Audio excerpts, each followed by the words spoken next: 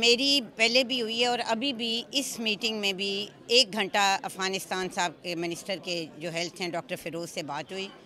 और हम दोनों ने इस पे इत्तफ़ाक़ किया कि हम मिल के इस मर्ज़ से निजात दिलाएंगे और क्रॉस बॉर्डर जो मैनेजमेंट है उसको और इफ़ेक्टिवली करेंगे, क्योंकि मैं ये समझती हूँ कि हम दोनों ममालिक में से अगर किसी एक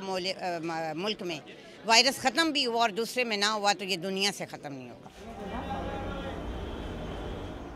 हमारे 5 केस हैं इस वक्त पाकिस्तान में और इंशाअल्लाह अब लो सीज़न है। जब मैं मिनिस्टर बनी तो क्या हाल था, 300 cases, north Waziristan, south, Karachi, Peshawar, मतलब ये नो गो एरियाज़ थे। आज अल्लाह ताला की मेहरबानी से आप देखें कि हम इंशाअल्लाह अपनी मंजिल की तरफ जा रहे हैं और हमें यकीन है कि हम अनकरीब इंशाअल्लाह ताला